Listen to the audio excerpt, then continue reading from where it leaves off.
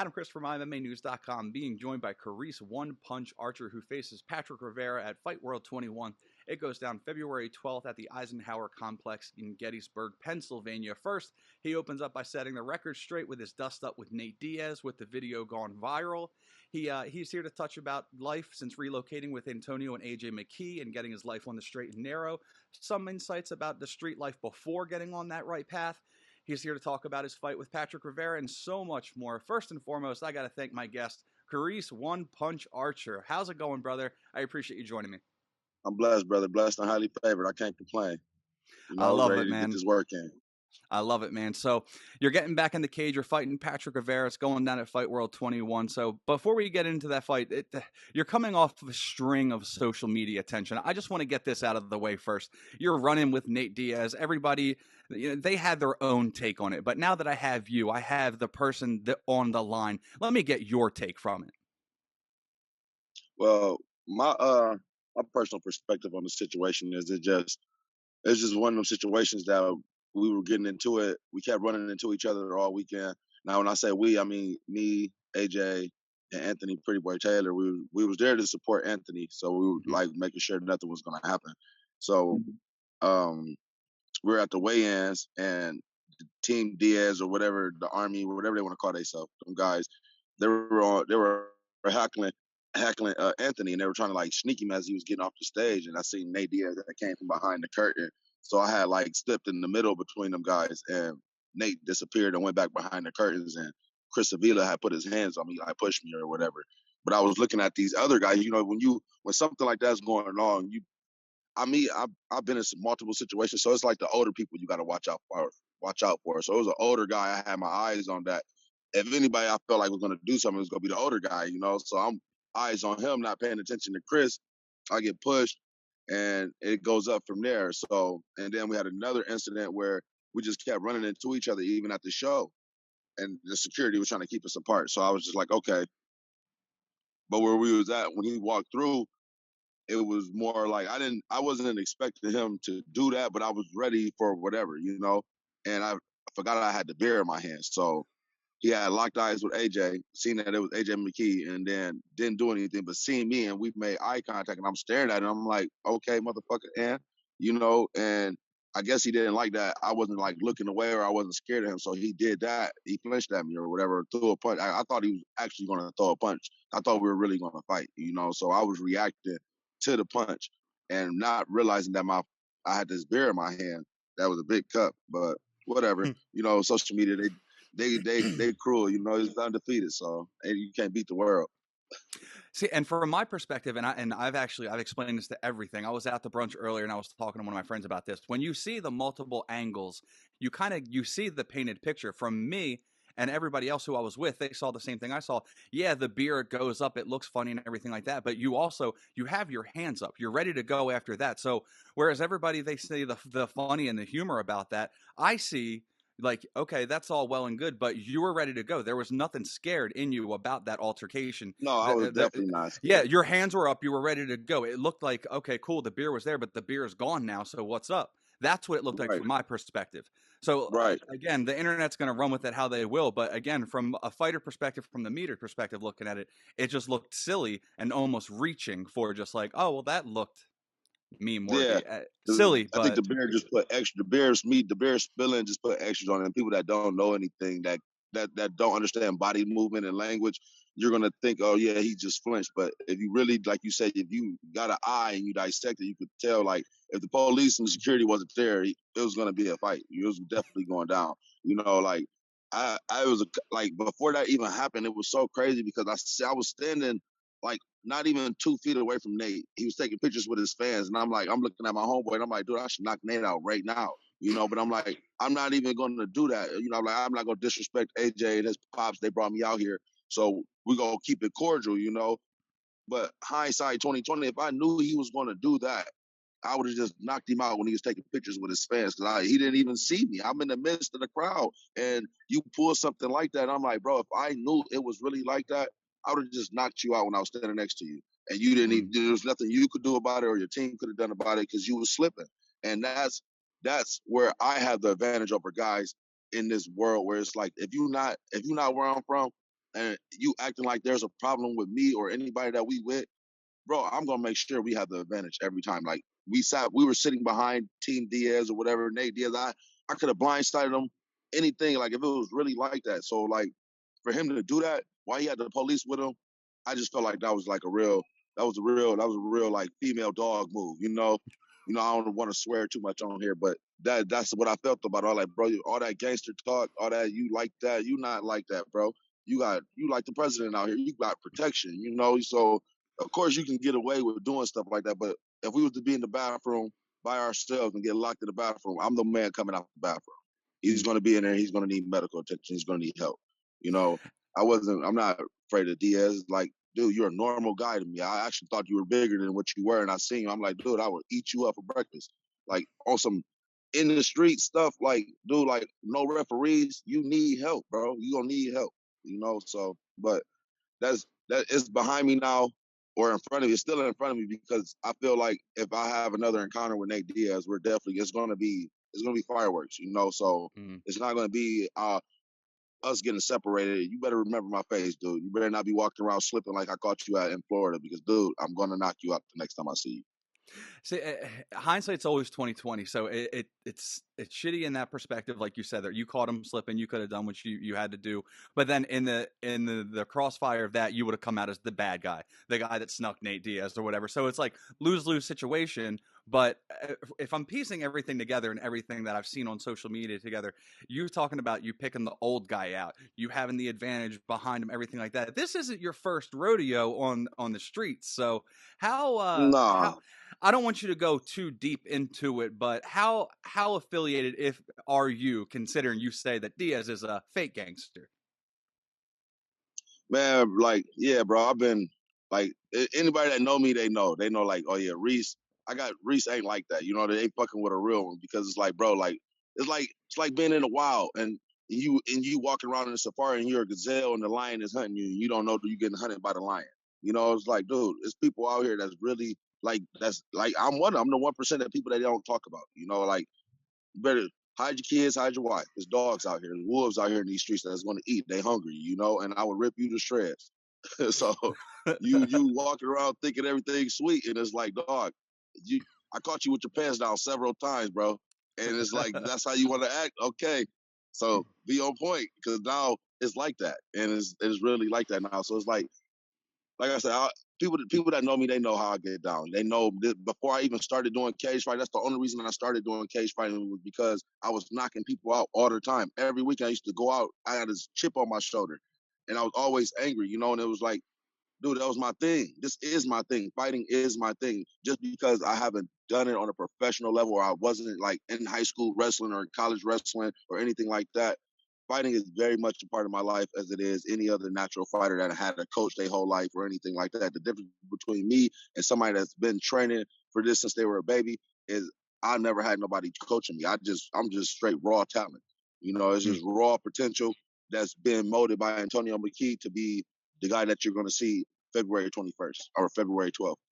And some people, they just have that natural talent. Some people, they see fighting, they want to get into it, they learn all the moves, they do it, and some people are successful, some people aren't. But there's some people that they're just that natural it factor. They're just the dog in them that fight.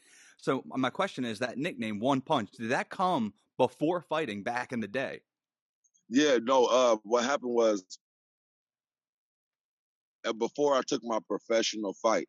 I think it was Yeah. before. It was like when I got my professional fight offer. I was in my house, actually in my apartment, and I was staying on campus. I was in these shitty ass apartments, and I had roaches, and I had one punch the roach right after I got out of my fight with King of the Cage. It was like that following, like that same night, and we got the call for Mo Williams fight. And everybody that I fought on my record is in the top 10, like was in top 10 in Michigan.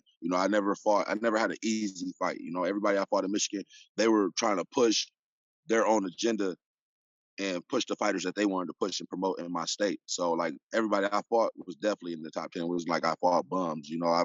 Fought, I lost to credible guys in my state at that time. So my first knockout, Mo Williams was ranked number 5 in Michigan. Everybody thought I was going to lose. I already knew they brought me in to lose, but not knowing I'm coming off a 3-fight win streak from King of the Cage, I'm like, oh yeah, this is my moment. Let's go. So long story short, I get the fight. I knock Mo Williams out in like 24 seconds, flatlined him. you know, boom. They like everybody like, whoa, what is going on here? Reese just knocked out Mo Williams, but Mo knew he was going to get knocked out by me. You know, he knew that he couldn't beat me, and these guys they knew what my weakness was too. They knew I wasn't training all the time. You know, I was one foot in MMA, another foot in the streets. You know, so fighting once I went pro, I kept trying to find where I could get the best training in that. You know, and my roads led me to California. You know, that's how the world works. Like the universe is weird. You know, because in my state, it's not a lot of credible people as far as like coaching and people are just like, it's normal. They average people, you know, it's average people in my state. They're getting credibility for things that they're doing. That's a hobby. You know, MMA for them is a hobby. It's not really a lifestyle. They don't have any real connections. You know, everybody knows somebody, but they don't know the right people. You know, some guys get lucky because you got people putting money into you and investing and promoting and pushing you. Then it's guys like me that had to fight and really scrap for every piece of attention opportunity that I could get. You know, take whatever opportunity I get without even thinking twice. So the move to California, with Antonio McKee, everything you're doing now. You said you were coming from an angry background. You know, you were coming from that street life and transitioning now. Have you almost found your niche, your happiness? Are you less angry now that you found almost your happy place? Yeah, it is, because the old me, I would have like we'd be having a different type of conversation right now. Really? You know, it wouldn't be, yeah, we'd be having a totally different conversation. If I didn't make the change and let go of my anger, you know, Nate Diaz would have got knocked out. I would have punched him in front of his fans. You know, I wouldn't have cared about the kids being there or the people that he was taking picture with. It would have been on site. It would have really went down right there. So yeah, I'm definitely a changed person. I'm definitely not as angry. You know, it's still angry. I think anger is an emotion that everybody has inside them. It's just what you choose to do with it when you get it, when it happens to you. You know, learning how to convert that energy and control that monster inside you. So that's what that's what I've been working on my whole life, is just being able to harness and control this energy and try to put it into a different place instead of just always lashing out on people. You know, and Mm. MMA has been able to be that for me. You know, I've been able to be like, I can wait, and like I wait for that moment I get to where I can get in the cage and they lock the cage and they like, all right, it's go time. You know, and I love that moment of waiting to be able to have my hand raised and earning that right to be able to call myself a winner. And that's where I'm at. And with that being said, the next step is Mr. Patrick Rivera. So, what do you think about the matchup? I mean, you're both looking to come off. You're both looking to rebound off of losses. So, both of you are in a good place to have a great scrap. What do you feel about the matchup? Man, I think honestly, man, I think this is my first MMA fight in what, 3 or 4 years. I'm actually really excited, man. I missed the cage. I missed the whole thing about doing MMA. Just ready to be able to show the world these new tools and weapons that I have and how much I've evolved in the sport. You know, and my fight IQ is definitely high. Being able, just showing that I got way more control. You know, I feel like I got an all around game right now. You know, Mm. I was ready for a very one dimensional fighter, very an emotional fighter when I used to fight. Now it's like I know what I need to do, and I'm ready. I'm ready to show the world what I've been working on. You know, And you I just came out, like when I came out here, first came to California, I was coming off a knee surgery. So it's been a lot of obstacles and things I had to overcome, just not even physically, just mentally and spiritually. You know, I found God in a different way from being out here. Got baptized, changed my life. You know, changed a lot of things. Like, just it's hard to want to reprogram yourself right when you turn 30 years old, you know, and break everything down that you thought you knew and throw everything away and start fresh. You know, a lot of people are scared to start over and just realize and break that down and just build from ground up again. And that's what I had to do. That's what I've done. So I'm ready. I'm ready. I'm so excited now, for the fight, Patrick. I think Patrick is going to he's going to bring it. You know, I think this is going to be a real interesting fight. I think people should definitely want to tune in because Patrick is definitely hungry, and I'm just as hungry. So it's like it's going to be a dogfight.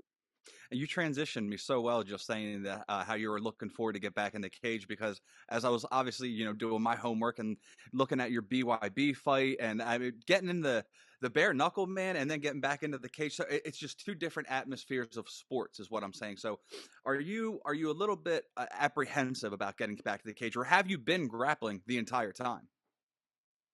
I've been grappling, man. Look, the gym that I'm in, dog, Antonio McKee's gym is just so amazing, bro. We do everything. We're prepared for whatever. wherever the fight goes. You know, he does his job as a coach, is on the fighter to put in the work. You know, so and that's what I'm doing. You know, I'm putting in the work. We putting in the time to make sure we fix the holes that's in my game. You know, training these last couple of weeks has definitely been different. It's like, and it's been an eye opener. So I'm already going through the fight now. So when the fight get here, the fight is going to be easy. It's going to be fun because we train as if we're fighting. We're training every position that can happen, you know. So it won't be no surprises, it won't be no excuses come February 12th. I'm definitely going to be able to say I left it all in the cage. I won't be able to say like, damn, I was underprepared. I didn't do this. I didn't do that. No, I know for a fact we're going to be doing everything that we have in our power to make sure that I'm ready. Do you alter training camps for your opponents, or is it pretty much like when you and AJ McKee get into the gym, it's your straight run through regimen that you guys go through for everybody? Yeah, coach put everybody through the same things, you know, like, and it's crazy because when we're in the gym, I look around, it's like everybody can't do everything. You know, everybody's not finishing the workouts, or they're like it's really like it's like what you put in, you get what you put in. You know, I don't know if people say that a lot, but in our gym, if you cheat the workout, you really only cheating yourself. You know, it's not like you not like it's gonna hurt coach if you don't put the work in. It's gonna hurt you in the long run. Yeah, and it's gonna show in the fight.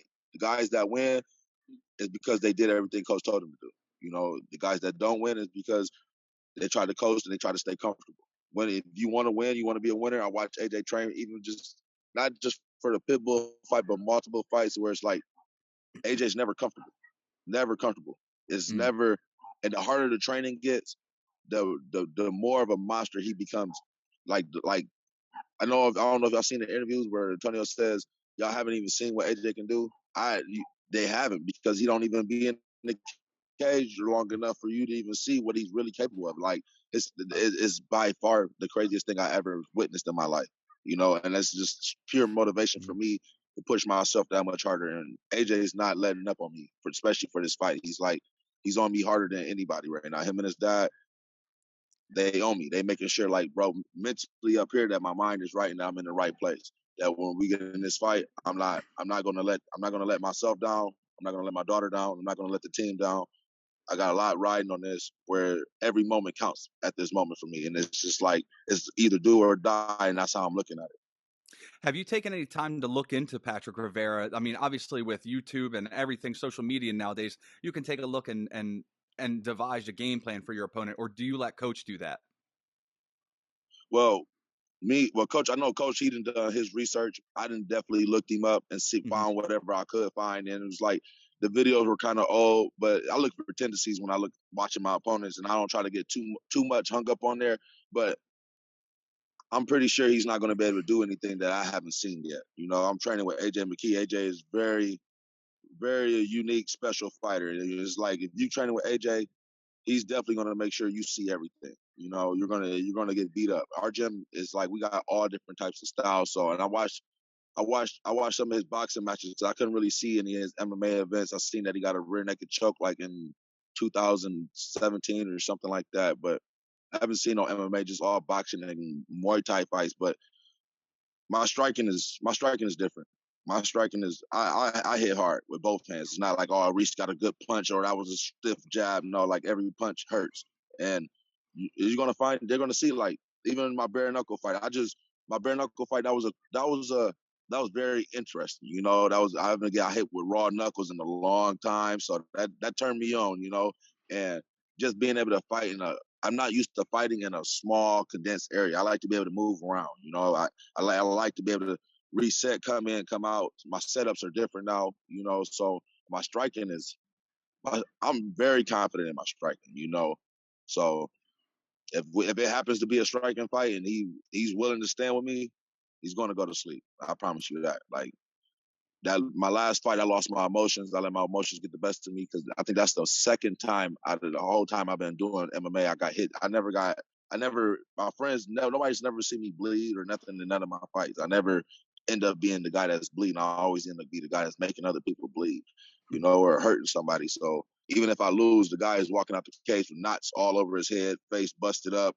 It's just like, it's not pretty. It's not a pretty sight. So this fight, I'm definitely excited for. I'm not underestimating Patrick by far.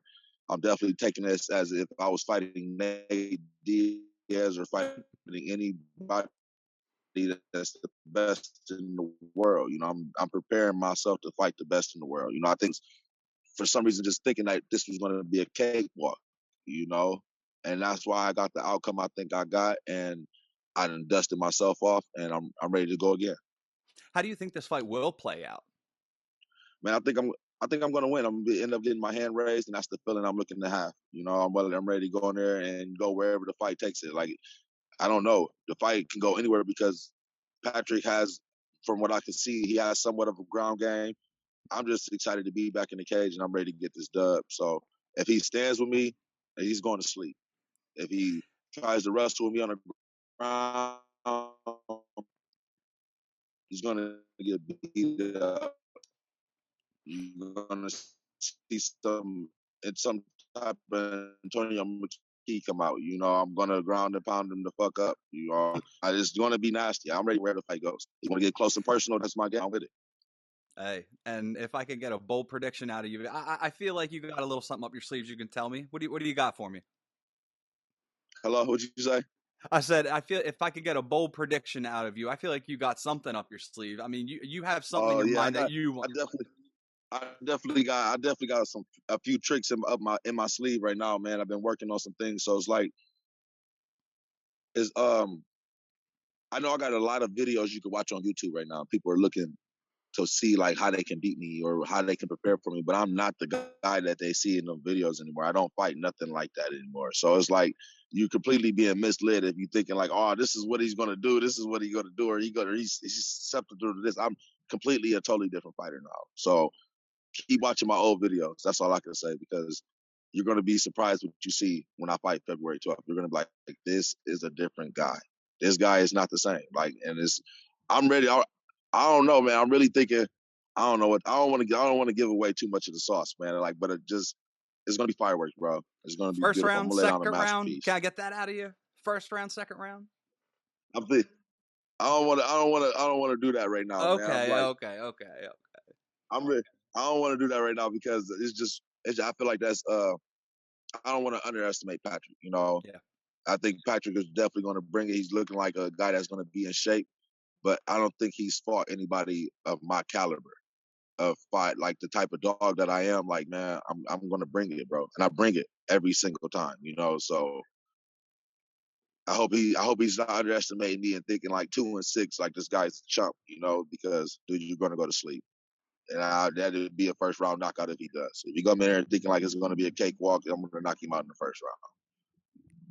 I will leave it there, man. So, final thing I got for you. I want to let you get the shout out to your social media. How can fans keep up with you? Any sponsors you got? Let them get the shout out. The floor is yours, brother.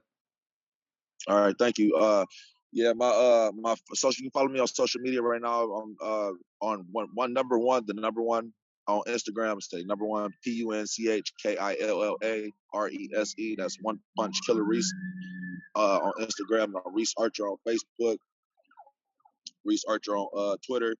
I don't really be on Twitter a lot, and I'm definitely starting to not be on Facebook. Just positive motivation things I post on Instagram. So y'all follow me there.